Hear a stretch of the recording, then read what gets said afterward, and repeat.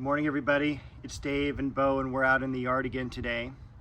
And it's been a very interesting week. We had the hurricane 2 weeks ago. We had 100-degree weather. We maxed out at 108 a few days ago.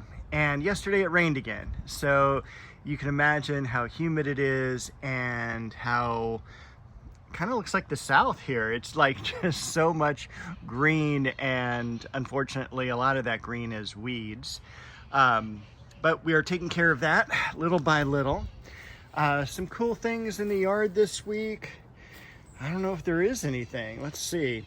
We've got, look at the lamb's ears back there. The lamb's ears I planted from a 6-pack probably in March or April, and they have filled in terrifically. And of course, that's one of the things of an English garden that kind of fills up that empty space and also suppresses any weed growth. And then also I wanted to show you, and I'm very thrilled about this, get the dead leaf out of there, are some blooms or buds coming up on the Tabernet Montana. And this is going to be a white flower, very similar to a plumeria flower. I don't know if they are fragrant or not, and we will find out. So remember also when I told you that it may be a good idea to cut irises back early as they're due in August as they're pruning, and you can see I did some of them, but there is still a lot of irises here in the garden that need to be pruned. So you can prune irises pretty much all year round. It's not going to hurt anything, but doing it during the right time of year is always the best. And that rule is true on irises, not for all other plants. So I did move all the rest of the plants from the different parts of the yard that hadn't been planted yet. So I did do some work here yesterday, and I just figured I'd get everything in a container together. So I still have like the lemon verbena to plant, and that cypress there, I don't remember the name of it. That has needed to be planted for quite a long time, and that's about maybe 8 months ago is when I got that.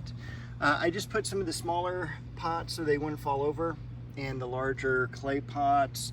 I pruned back the Hymenanthus, I believe it's called. It has a beautiful white blossom in the springtime, but it is one of the hardier bulbs, and that kept getting knocked over by the nighttime creatures. Bo may have been one of those nighttime creatures, but usually it's possums or occasional raccoon running through the garden. So this is the dogwood that I also got last spring, probably around April. That's done really, really well, so I can't wait to put that into the ground. I don't know if there's anything else really to report. And again, look, even in the, poor conditions of a container and at the end of a pretty warm summer, the Jatropha is still in bloom. So the dogwood survived the heat. And again, we got up to 108 here a couple of days ago. We were only supposed to get right around to the low 100s, like 101, 102, and it just was really a surprise. So I did some work back here. You can kind of see the top of the fence line. I cut back all the ivy as far as I could get in one day, and also pruned the ivy itself back to the fence. So there wouldn't be any creatures, maybe besides a few lizards, that would find this a nice habitable place. So I'm gonna pop in the video before, and then I'll come back. All right, here we are in the corner of the yard. I went ahead and took down the shade cloth to survey any of the damage from the heat and sun that we've had. Of course, this is the area where a tree was taken out of, but the Japanese maple held up pretty good. This is real common for the leaves to burn at the tips, especially as we get into August and September. We'll be losing its leaves relatively quickly here in the next month or two. And then over here, the Disigothica did extremely well. I was shocked at how much sun it was able to take, and no sign of burning or anything like that. In fact, it really put on some new growth.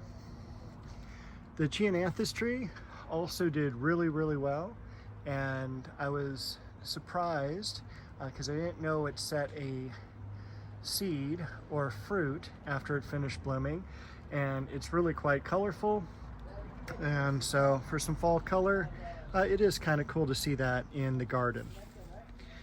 The Clivia, it was burning prior to all the heat, and it at least has stopped, but it is, I just haven't cut out any of the damaged material as of yet.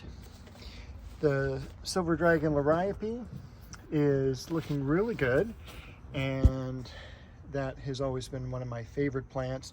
It looks like those dandelions, man, we could put those in a salad. They're so beefy. You know, just add a little dressing and we're set to go.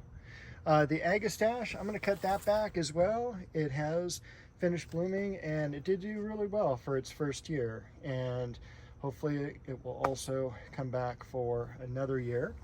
I'm going to go ahead and prune back the ivy, bring that back from the top of the fence, and also you can kind of see that all the new growth is kind of stretching out. So I do want to cut it back to the fence just so that there's no issues with rodents, possums, things like that, trying to make a place to snuggle in for the winter time. So I am going to get started on that project. All right, I don't know if there is a whole lot more to show you. Take a look at that Gara again, and that Gara is over 3 foot tall, so probably going to be moved when I cut it back this year. The variegated geranium. And I was able to get back in here a little bit yesterday with the pruning, and this is the area I'm going to work on over the next few days. Get the weeds out, reset the rocks, put in some mulch, plant some of the plants that you saw out in the nursery area.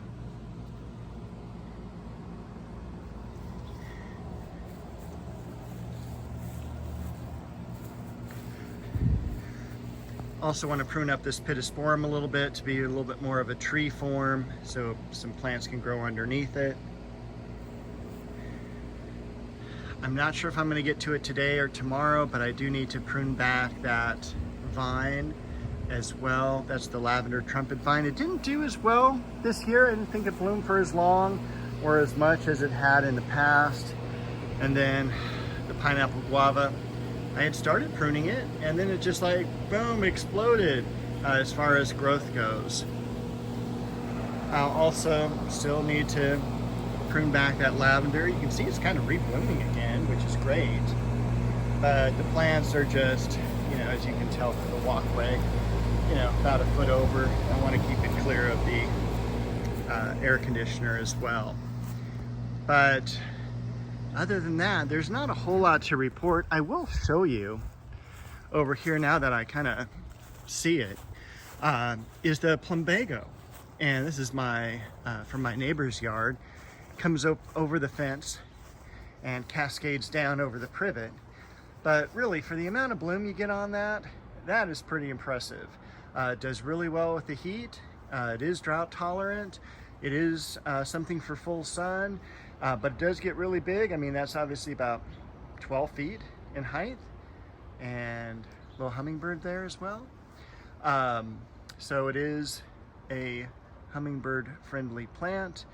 And it's great when it's in your neighbor's yard. You know, what can I say? The dahlia, a little bit of dahlia bloom still, but most of them are done for the year. Oh, we do have a Chicago peace rose that's in bloom, which is really beautiful. And just one or two more dahlia blooms. And that'll be it. Then I'll start cutting that back. Nothing but a whole bunch of weeds right now. The crabapple tree surviving. The almond bush is in bloom, which is really great, and they're very fragrant blooms as well. This is the first time I'm growing this, and quite honestly, I bought it because I had never seen it before. So, you know, it's, you know, surviving here. Really, really happy with that. And also what's taken off, besides Bo, is this apricot tree. And once again, it's, you know, first year planted. It's reached the top of the house, the eaves, but really nice, really full, great color to the leaves. And I'm gonna start pruning that back as well. Not the regular winter pruning, but definitely some of the branches that would be in the walkways can be cut back, because those are gonna be removed anyway. We are set for another hot weekend next weekend, so I'm not quite sure how much I want to do. It's supposed to be in the high 90s, but each day it's like they're saying it's cooling off a little bit more and more. So we will see as we get closer, and it looks like fall is on the horizon, and that is the best time to be out in the yard. So I've got a lot of projects coming up, and I'm looking forward to doing those. So we will see you all next weekend.